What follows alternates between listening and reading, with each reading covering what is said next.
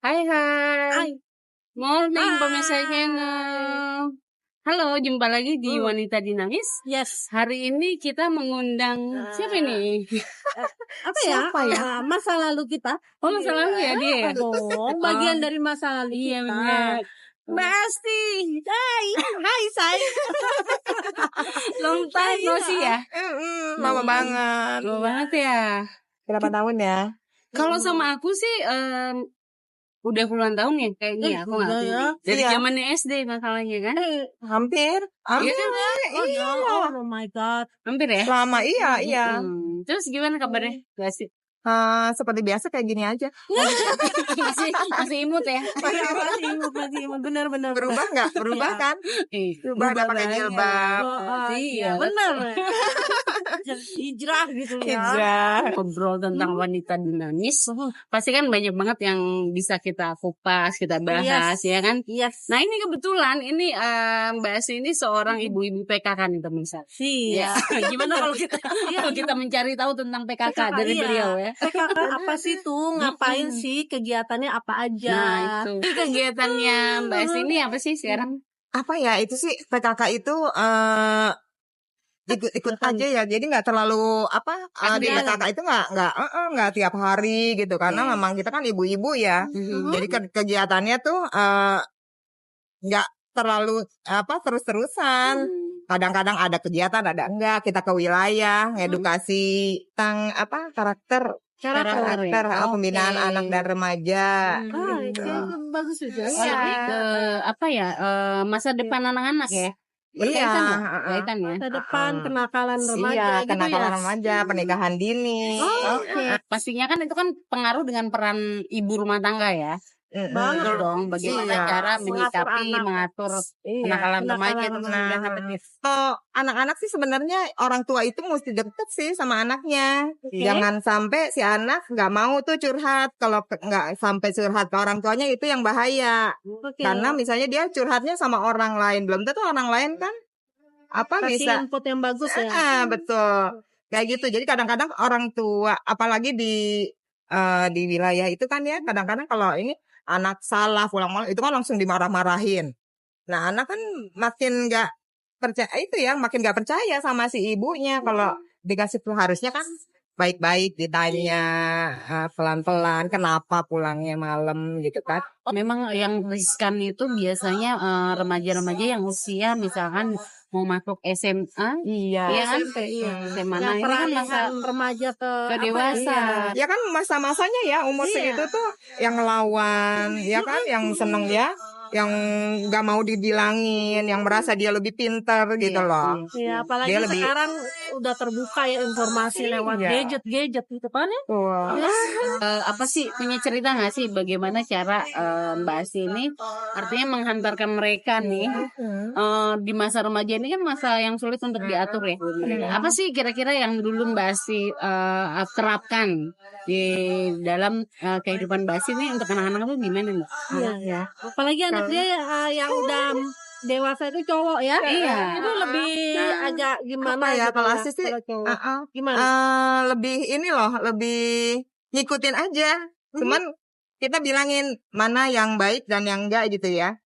Yang utama ya mereka tuh harus sholat, ya kan? Karena dengan sholat bisa menjaga mereka dari hal-hal yang enggak Artinya gitu. ibadah ya. Ibadahnya lebih kuat. Kalau yang lainnya sih kita jadi teman mereka aja. Ketika mereka butuh kita ya kita harus siap, harus ada ya. betul. Harus menyingkirkan waktu-waktu yang lain ya.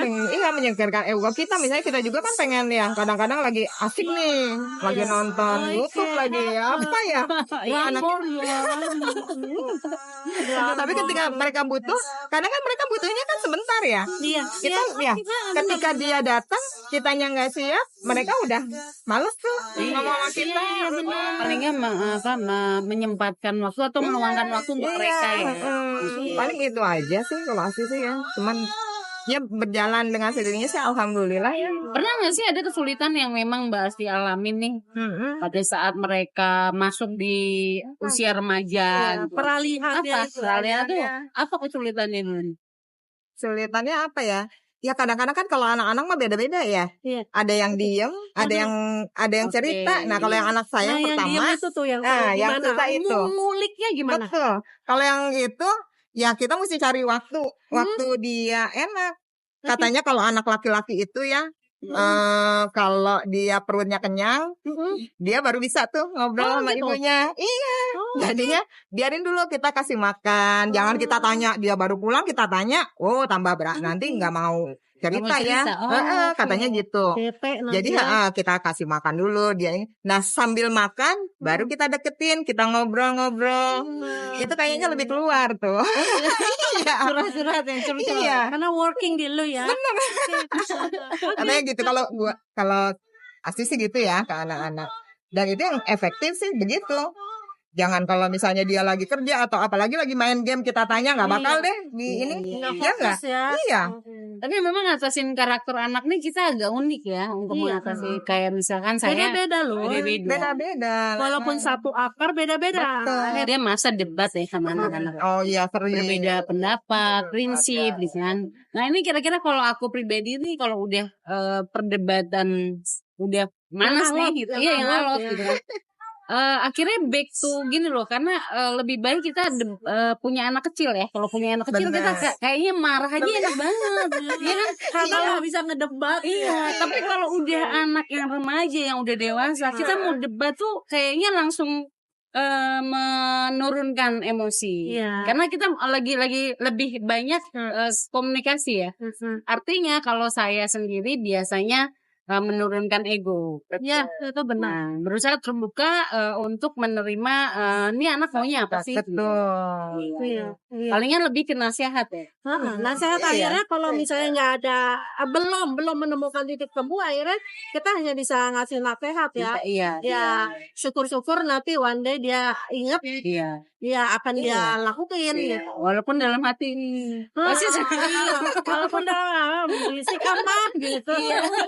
Iya kadang-kadang kan kita gitu ya. Kita namanya seorang ibu kadang-kadang maunya anaknya tuh kayaknya kecil terus. Ya, maunya kita didengar.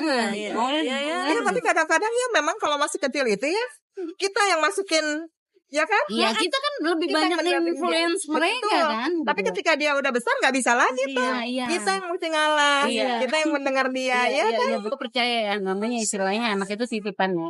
Artinya kita tidak boleh menghakimi karena mereka akan punya jalur kehidupannya sendiri. Iya, Nggak betul. mungkin kita maunya anak kita dulu nggak tercapai cita-cita misalnya. Iya, maksain ya. Iya, anak-anak tuh kadang-kadang masih ada sih yang Ada. akhirnya anak tuh jadi yang stres, akhirnya justru malah menyalahkan kita. Berontak Iya. dengan caranya yang kita nggak tahu, padahal dia maksudnya gua nggak suka nih mama atau papa nyuruh gua ke sini. Iya. Tapi caranya macam-macam ya. Iya betul sih, betul. Aku belajar itu dari anak pertama. Karena anak pertama nih kan kita ibaratnya belajar ya. Belajar bagaimana mengatasi perkembangan anak, keinginan anak. Jadi kan kalau yang laki-laki itu kan lebih dekat ke kita ya, ke ibu ya. Kalau yang perempuan itu kan sebenarnya dekatnya ke bapaknya. Kebetulan bapaknya udah meninggal ya. Jadi ya agak sensi lah anak perempuan ini kalau Sensi ya. iya dia nggak percaya. Iya. Beda sama yang laki-laki ini kayaknya lebih nurut sama kita gitu loh. Iya. Kalau kita ngomong Mereka apa sudah mereka nerima. kita ngomong apa? Iya ma, iya. Yang dua itu gitu loh laki-laki. Lebih Justru dengar yang ya. perempuan yang Mau mendengarkan apa sebentar. Kan anak-anaknya kadang-kadang ya cowok iya tapi nggak dijalanin. Suka kesel juga sih ya. Biar cepet kali. Iya. Apa sih yang Mbak Asi dapat dari kegiatan Ya, PKK? pribadi ya. Plusnya sih ya, kita juga jadi banyak belajar juga sebenarnya. Karena apa? Tadinya yang tahu gitu ya, kita sama anak tuh harusnya lebih sabar, lebih ngalah. Itu pun dapatnya dari situ gitu kan. Ada edukasi, masa kita edukasi orang sedangkan kita sendiri nggak bisa. Jadi yang pasti memang lebih banyak ke sosialisasi untuk memberikan ilmu-ilmu tentang pemahaman tadi. Edukasi. Berarti Iya. ada ahlinya juga ya, yang mengajarkan ibu-ibu PKK-nya gitu. Biasanya ada psikolognya, malah ada benar. iya. Iya. Ibu-ibu PKK-nya juga hebat-hebat deh. Iya dong. Harus dong. Jadi kalau juga ikut terjun. Ya kita juga kan belajar ya. Iya. Selalu. Jadi ikut belajar, otomatis ke kitanya juga kan jadi belajar. Katanya biasanya dalam 1 bulan tuh berapa kali, Mbak? Untuk 1 bulan, penyuluhan ya? bervariasi sih kayaknya ya. Ketika memang diperlukan ada ini baru ya bisa seminggu 2 kali, seminggu 3 kali. Jadi kapan-kapan kita hadir ya. Hadir. Untuk mendengarin edukasi. Kalau perlu diedukasi. Iya, kalau diundang ya. Iya, Gitu, kesejahteraan keluarga. Oke. Jadi keluarganya dibina supaya sejahtera. Jadi singkatan PKK itu apa ya?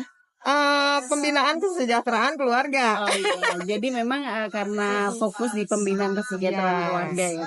Jadi ini apakah memang ada aduan kah atau memang sistemnya karena memang untuk sosialisasi aja? Ya ada kayaknya emang sosialisasi aja ya. Sosialisasi. Oke. Karena kan masyarakat juga harus tahu ya program-program PKK itu apa. Ya itu kan dilihat jadi daerah mana yang perlu dibina. Nah biasanya disurvei dulu. Nah ini yang perlu dibina itulah yang kita bina. Ini ada kaitannya nggak sih sama UMKM gitu? Ya, dalam pembinaannya ada ya juga. Artinya kan kalau kita tahu ada sosialisasi mengenai penyuluhan kayak gini, masyarakat juga memang perlu kayaknya. Iya, jadi seperti itu. Wanita dinamis. Kita nih sebenarnya banyak banget ya mau diobrolin ya. Iya, banyak Tapi banget karena ya. waktu, Ngulik-ngulik. iya dan keterbatasan, nanti kita akan undang lagi deh khusus bawa ibu-ibu PKK nih. Ibu-ibu PKK-nya yang hebat-hebat ya, yang ketua-ketuanya. Yang heboh. Jadi demikian pemirsa channel. Sampai ketemu di Wanita Dinamis. Buat kalian-kalian yang mau ngobrol bareng sama kita atau mau punya masukan-masukan atau saran, jangan lupa komen, subscribe, and like.